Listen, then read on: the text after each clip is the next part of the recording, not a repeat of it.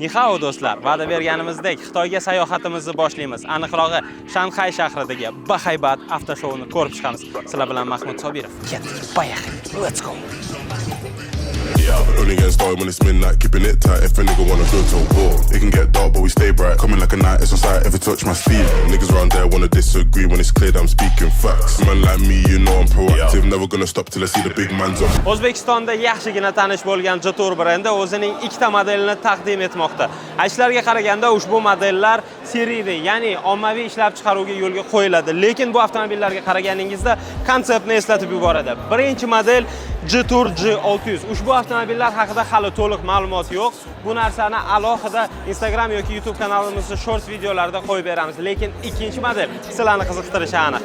Mana sizlarga aytgan avtomobilim, ko'ryapsizlarmi bo'yini? Mani bo'yim 184, mani bo'yimdan ham baland.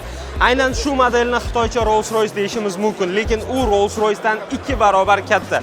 Aytishlaricha, ushbu model seriya ishlab chiqarishga qo'yilgan ekan, lekin tashqi ko'rinishidan konseptni eslatib yuboradi. Oynalari yopiq, eshiklari yopiq, hech narsani ko'rib bo'lmaydi, lekin o'rtoqlar, bu mashinani bahaybatligini faqatgina o'zingizlar ko'rib tasavvur qilishingiz mumkin.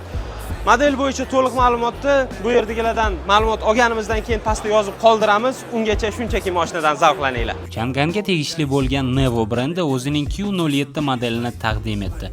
O'ylashim bo'yicha bu avtomobil narxi va sozlamalari bo'yicha BYD Song Plus Championga to'g'ridan-to'g'ri raqobatchi bo'la oladi. O'zbekistonda yaxshigina tanish bo'lgan Deepal brendi o'zining S09 modelini sotuvga chiqardi. Ushbu avtomobilning orqa yoki to'liq privodli versiyalari mavjud. Undan tashqari u gibrid tizimida harakatlanadi. To'liq bak va batareya bilan esa taxminan 1200 kilometrni bosib o'tishi mumkin. Saloni esa alohida dunyo. Yangilangan Mercedes CLA ni ko'pchilik ko'rgan bo'lsa kerak. Avtomobil gibrid va elektr versiyalarida sotuvga chiqdi. Uni ko'rish mana bizga ham nasib qilgan ekan. To'g'risini aytsam, yangi ko'rinish menga yoqdi. Saloni ham ajoyib ko'rinishda. Endi xitoyliklar bunaqa mashina chiqarayotgandan keyin Mercedes ham ozgina orqasini ko'tarib ishlasa yaxshi ish bo'ladi. Mercedes yana bitta konsept minivanini taqdim etdi. Qarshingizda Vision V modeli. Endi bu model aynan shu ko'rinishda chiqadimi yo'qmi bu noma'lum. Chunki esingizda bo'lsa CLA ni yangilangan ko'rinishini ham boshqacha qilib ko'rsatishgandi, lekin hayotda umuman boshqacha chiqdi. Ammo avtomobilda diskalari 24-o'lchamda, tashqi ko'rinishi to'g'risi e'tiborni tortadi. Saloni ham juda ajoyib. Afsuski biz salonni ko'rsatish uchun ichkariga o'ta olmadik, lekin agar mashina xuddi shunaqa chiqsa, menimcha ko'pchiligiga yoqsa kerak.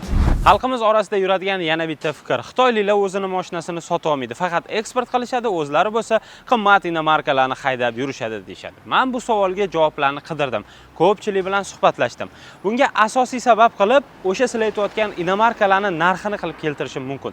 Birinchi o'rinda, shunday avtosalonga chiqsangiz, yurgan mashinalar juda ham ko'p.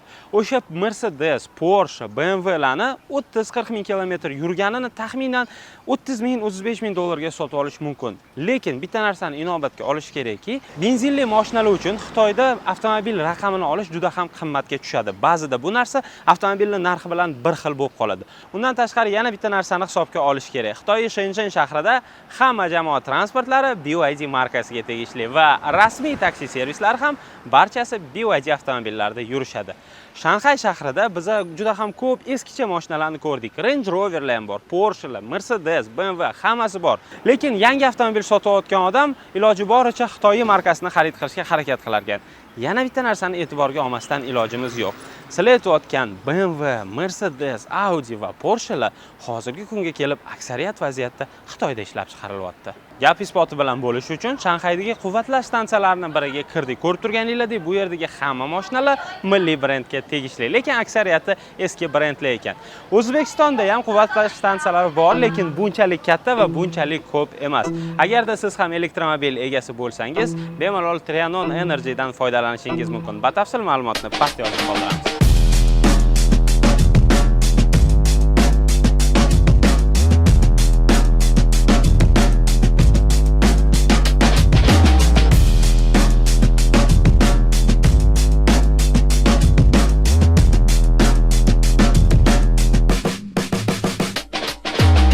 Qarshilarda eng yangi va eng so'nggi Porsche GT3 992.2. Ushbu avtomobilning mexanik versiyasi Germaniyaning Nürburgring trassasida eng yangi rekordni o'rnatgan. Ushbu modelni juda ham ko'plab muxlisi bor va uni xarid qilishni deyarli hamma xohlaydi. Lekin Porsche uni xarid qilishga shunchaki yo'l qo'ymaydi. Kvotasini olish juda ham qiyin. Tasavvur qilinglar, mashinani zavoddagi narxi taxminan $250,000. Uni olish imkoniyatingiz bo'lsa va sotib olsangiz, ertasi kuni bozorga olib chiqib $500,000 sotishingiz mumkin. Ammo buni qilish uchun Porsche sizga kelib taklif beradi. Mashinani sotishni xohlasang-ki, o'zimiz sendan sotib olamiz deyshadi. Kelinglar, saloniga o'tirib ko'ramiz. Bismillah. O'tirish ham juda qiyin. O'tirish bo'yicha nima deyishim mumkin?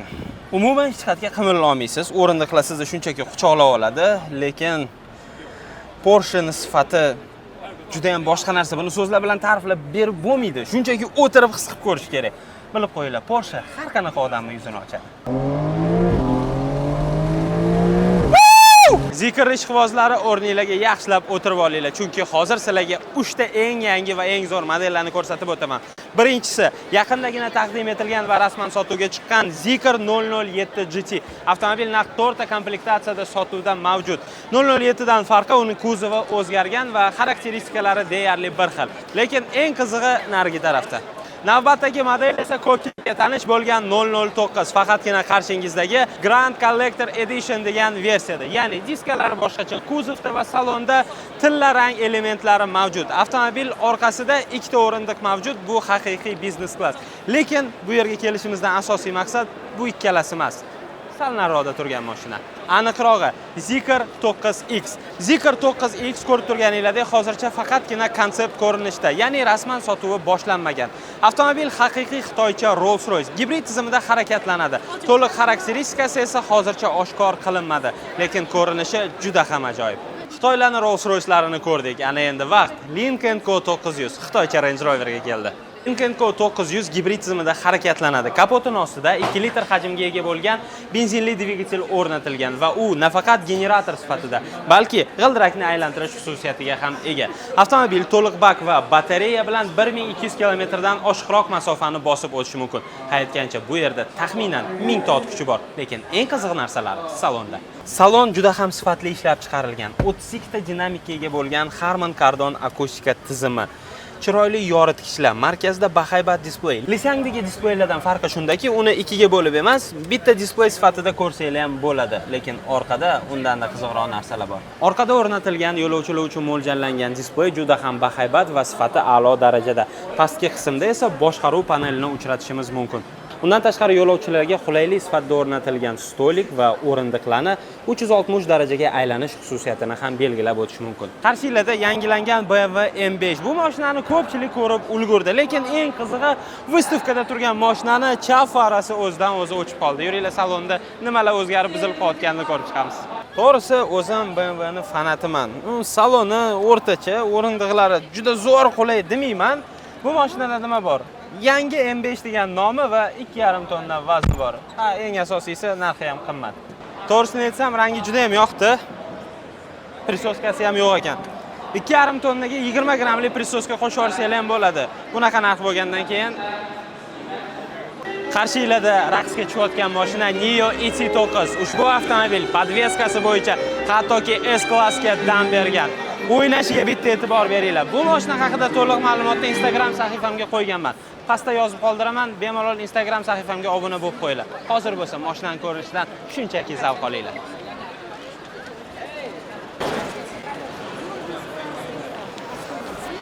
Internet tarmog'ida tarqalgan xabarlarga ko'ra, Lisang yangi modellarni taqdim etish kerak edi. i8 chiqdi, Li9 ga restyling beramiz deyishgandi, lekin mana Shanxaydagi avtoshouga kelib, Lisangdan bir yangilik ko'rmadik. O'sha eski modellar 6, 7, 8, 9 va u yerda Lisang Mega turibdi. O'ylashim bo'yicha yangilikka may oyida kutish kerak, lekin bu ham asossiz xabar. Shanxaydagi avtoshouda ko'rgan mashinalaringlar yoki bo'lmasa Xitoyda yangidan ishlab chiqarilayotgan modellarni xarid qilmoqchi bo'lsanglar, sizlarga yaxshi kompaniyani taklif qilmoqchiman. Bu esa Imperium Cars. Imperium Cars avtosalonida 3,5 yildan beri faoliyat yuritamiz va har bitta mijoz uchun eng yaxshi narxlarda va eng qisqa muddatlarda avtomobillarni yetkazib beramiz.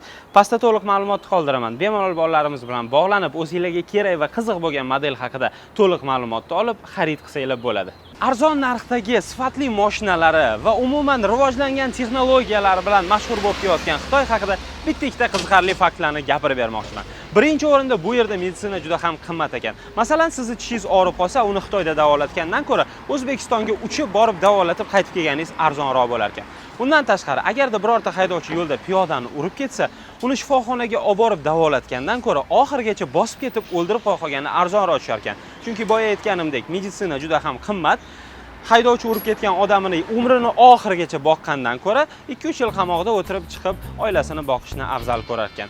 Avtoshow haqida hamma videolarni olib bo'lganimizdan keyin Jetor kompaniyasi bizani o'z mashinalarini sinab ko'rish uchun test drive maydoniga taklif qilishdi.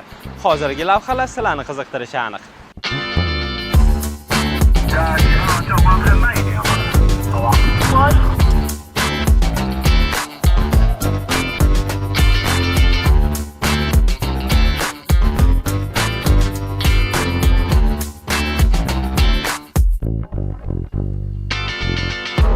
Qarib ketmasak bo'ldi.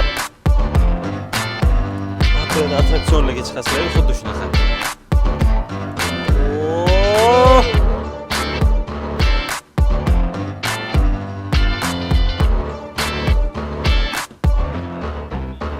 Mana bu orqamda turgan balandlikni ko'ryapsizlar, hozir o'sha yerga chiqib tushdik. Lekin haqiqatan ham mashinaning ichida o'tirsanglar qo'rqinchli. Bundoq chekadan qarasanglar uncha qo'rqinchli emas narsaga o'xshab ko'rinishi mumkin. Mashinaning ichida hissiyotlar boshqacha. Mashina yaxshi turib berdi. Gap bo'lishi mumkin emas, shu joyga albatta like bosib qo'ymasa bo'lmaydi.